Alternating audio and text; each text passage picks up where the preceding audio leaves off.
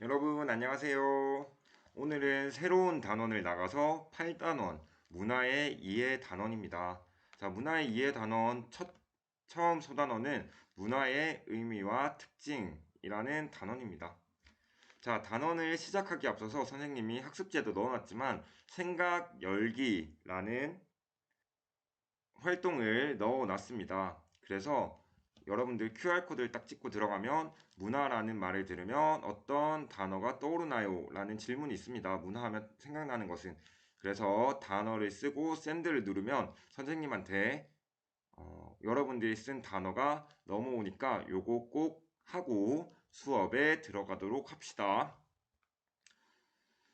자, 수업을 들어가면 일단 문화의 의미에 대해서 알아야 되는데 우리가 문화라고 얘기를 하면 보통 좁은 의미의 문화를 많이 생각합니다. 그래서 뭐 교양 있고 세련되고 편리하다, 예술과 관련된 것이다, 뭐 문학, 공연 이런 것들과 관련된 것이다 라고 생각하는 게 보통 문화의 의미입니다. 이렇게 문화를 쓰는 거는 뭐 신문에 문화면이다 해서 뭐 예술 작품이 나오고 그 작품에 대한 설명이 나오고 아니 문학의 소식이다 라고 해서 뭐 누가 노래를 냈다 어떤 공연을 하더라 아니면 문화상품권이라는 곳에 문화가 들어가서 뭐 공연을 보거나 책을 사거나 이렇게 할 때 쓸 수 있는 상품권이다 라고 해서 좁은 의미의 문화를 다 표현하는 말들이에요. 그래서 이 좁은 의미의 문화라고 하면 교양 있다, 세련되다, 편리하다, 예술과 관련된 거다 이런 것들이 떠오릅니다. 근데 이런 것만 문화라고 표현하지 않고 우리는 조금 더 넓게 문화를 표현하고 있습니다.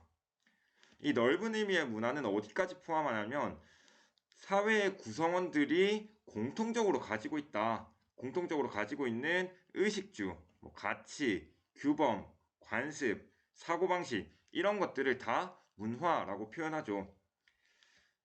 이렇게 문화를 쓰는 단어들은 뭐 민족문화, 다문화사회, 주거문화 이런 것들이 있습니다. 아니면 이런 것들 있죠. 한국문화. 한국문화에서는 존댓말을 쓰는 것이 예의이다. 이렇게 표현을 한다면 이건 넓은 의미의 문화로 사용된 것이라고 할 수 있겠습니다. 이런 문화 중에서도 넓은 의미의 문화 중에서도 모든 것들을 다 포함하는 것이 아니라 문화가 아닌 것들이 있어요. 예를 들어서 내가 본능적으로 나오는 행동들 아니면 유전적인 요인에 따른 행동들 개인의 독특한 버릇, 습관 이런 것들은 문화라고 표현을 하지 않습니다. 뭐 예를 들면 졸리면 하품을 하는 것, 간지러우면 몸을 비트는 것, 뭐 이런 것들, 가려우면 긁는 것, 이런 것들은 문화라고 표현을 하지 않습니다. 이런 문화에는 두 가지 특성이 있는데 첫 번째가 보편성이라는 것입니다. 이 보편성이라는 것은 모든 사회에서 뭐 한국 사회든 미국 사회든 아제르바이잔 사회든 모든 사회에서 공통적으로 나타나는 생활 양식을 의미합니다.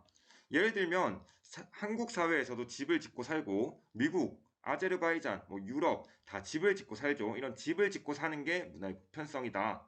아니면 결혼을 해서 가족을 구성한다. 이런 것들이 어떤 사회에 가든 나타나는 것이기 때문에 이런 것들을 보고 문화의 보편성이 있다라고 말을 하는 겁니다. 보편성이 있으면 다른 것도 있겠죠. 그거를 문화의 특수성이라고 표현을 합니다. 각 사회는 각기 고유한 문화를 가지고 있다라는 것이죠. 모든 사회에서 옷 입는 문화가 있다고 문화의 보편성에서 뭐 얘기를 한다면 특수성은 우리나라에선 한복을 입고 뭐 중국에선 치파오, 일본에서는 뭐 유카타 이런 것들을 입는 거, 서양에서는 양복 이런 거 입는 게 문화의 특수성이라고 할 수 있겠습니다. 뭐 예시를 가져온 거는 선생님은 집을 가져왔어요. 집. 자, 그래서 한국에서는 이렇게 한옥을 짓고 살아가죠. 자, 여기는 기억나세요, 여러분? 우리 1학기 때 배운 열대 우림 지역의 고산 가옥입니다. 우리나라처럼 집을 짓고 산다. 이건 문화의 보편성에 해당이 되지만 우리나라 집과는 다르게 지붕이 뾰족하고 바닥을 땅에서부터 일정 높이 띄어서 짓는다. 이런 것들이 문화의 특수성이 되겠죠. 자, 이런 집도 기억이 나시나요? 이런 집들은 건조 기후, 특히 사막 기후에서 주변에 나무가 없기 때문에 흙으로 집을 지었다. 우리나라에서는 나무, 흙 둘 다 이용하지만 여기서는 흙만 이용해서 집을 짓게 됩니다. 이런 것도 기억나시나요, 여러분? 이거는 몽골 스텝 기후의 게르라고 불리는 건데, 이런 몽골에 사는 사람들은 이동식 생활을 하기 때문에 쉽게 짓고 쉽게 부술 수 있는 이런 집들을 짓는다고 했죠. 집을 짓는 건 문화의 보편성이지만 각기 다른 집을 짓는다. 이런 것들은 문화의 특수성이라고 할 수 있겠습니다. 요 나라는 어느 나라인지 아시겠나요?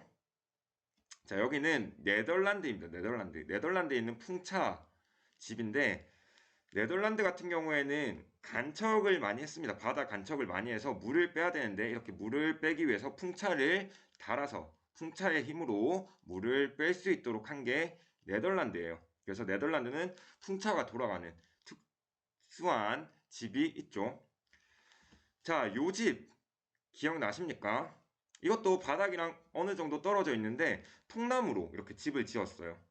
이런 집들은 냉대 기후 아니면 뭐 툰드라 기후 지역에 나타나는 집인데, 이런 집들은 바닥이 녹는 걸 방지하기 위해서 띄어서 짓기도 했고요. 주변에 통나무들이 많기 때문에 통나무로 집을 지었습니다. 이렇게 집을 짓는다라는 문화는 전 세계 어떤 사회를 가더라도 보편적으로 있는 문화이기 때문에 문화의 보편성에 포함이 되는 거고요. 이런 문화들이 집을 짓는다는 문화가 서로 각기 다른 사회에서 다르게 나타나기 때문에 다른 모양의 집이 나타나기 때문에 이런 것들을 문화의 특수성이라고 표현을 하는 겁니다. 자, 문화에는 이렇게 보편성, 특수성이라는 특성이 있습니다. 또한 문화는 문화 자체가 가지는 속성이라는 게 있는데요. 속성을 알아봅시다. 첫 번째가 바로 공유성이라는 속성입니다. 이 공유성은 한 사회 내에서 문화가 공유되고 있다, 같은 문화가 공유되고 있다는 것을 뜻하는 겁니다. 우리가 다른 사람이 하는 행동을 이해하거나 다른 사람이 하는 행동을 예측해 보거나 이런 것들이 같은 문화를 공유하고 있기 때문입니다. 수능 전날에 엿을 준다는 의미, 뭐 공유하고 있는 문화가 없으면 나한테 욕하는 건가 할 수 있지만, 합격하라는 의미로 엿을 주는 그런 문화를 같이 공유하고 있기 때문에 우리는 그 사람의 행동을 이해할 수가 있는 거죠. 이런 것들이 바로 공유성에 해당이 됩니다. 두 번째가 문화는 학습된다, 학습성입니다. 문화는 태어날 때부터 우리가 지니고 태어나는 게 아니라 후천적으로 삶을 살아가면서 계속 학습해 나가는 것이다 라는 게 문화의 학습성입니다. 문화의 세 번째 특성은 축적성입니다. 축적성. 문화가 점점 축적된다라는 의미를 가지고 있습니다. 인간은 학습 능력을 가지고 있고 이 학습 능력을 다음 세대에 전수할 수 있기 때문에 우리가 하나의 문화를 다음 세대에 전수하고 그 다음 세대가 그 문화를 좀 더 발전시켜서 그 다음 세대에 전수하고 해서 문화가 점점 축적되어 나간다, 발전되어 나간다 라는 뜻이 문화의 축적성이 되겠습니다. 네 번째는 문화의 변동성입니다. 문화는 가만히 있지 않고 계속 변한다는 의미를 가지고 있습니다. 예전에는 손편지를 썼다면 지금은 이메일을 보낸다. 이런 것들이 문화의 변동성이라고 할 수 있겠습니다. 마지막으로는 문화의 전체성입니다. 문화는 따로따로 나누어진 것이 아니라 부분이 전체가 돼서 전체가 하나처럼 움직인다라는 게 전체성입니다. 예를 들어서 인터넷이 새로 생기면서 인터넷 문화가 발달했고, 인터넷 문화가 발달하면서 뭐 재택근무를 하거나 온라인 상거래를 하거나 원격으로 진료를 받거나 길을 원격으로 찾을 수 있거나 이런 것들이 인터넷 문화가 생기면서 전체적으로 다 바뀌는 거죠. 이렇게 전체적으로 문화가 움직인다라는 게 전체성이 되겠습니다. 사례를 보면서 좀 더 학습을 해보도록 합시다. 자, 공유성 같은 경우에는 한국인은 김치를 만들어 먹는다라는 게 있습니다. 우리나라 한국에서 김치 문화를 다 공유하고 있는 것이죠. 두 번째 학습성의 사례로는 아기가 부모로부터 말을 배우는 게 되겠네요. 인간은 인지 능력이 있고 학습할 수 있기 때문에 문화를 학습해 간다. 우리가 태어날 때부터 말을 할 수 있는 건 아니기 때문에 이런 것들을 학습해 나간다라는 게 학습성에 포함이 되겠습니다. 세 번째는 문화의 축적성이었는데 요거의 사례로는 처음에는 바퀴가 발명됐는데 이 바퀴를 발명하면서 수레가 또 나오고 이 수레가 또 자동차가 되고 요렇게 점점 발전해 나가는 것, 발전해 나갈 수 있는 게 문화의 축적성 때문이다. 점점 축적되어 나간다라는 겁니다. 자, 문화의 변동성, 명절에 고향을 방문하지 않고 해외여행을 나가는 사람들이 늘고 있다. 예전에 우리 한국의 문화 같은 경우에는 명절에 고향에 방문해서 차례를 지내고 이런 것들이 우리나라의 문화였다면 지금은 그게 조금 변해서 이제 고향에 내려가지 않고 차례를 지내지 않고 뭐 해외여행을 떠나는 그런 문화가 생겨날 수도 있다. 그래서 문화는 계속 변한다라는 게 되겠습니다. 마지막으로 전체성인데 종교나 이데올로기 이런 것들이 의복이나 양식에 영향을 미치고 행동 양식에도 영향을 미칩니다. 예를 들면 이슬람 문화라고 한다면 이 이슬람 문화가 돼지고기를 먹지 않는 거 그리고 터번을 쓰는 거 이런 것들까지 다 영향을 미치죠.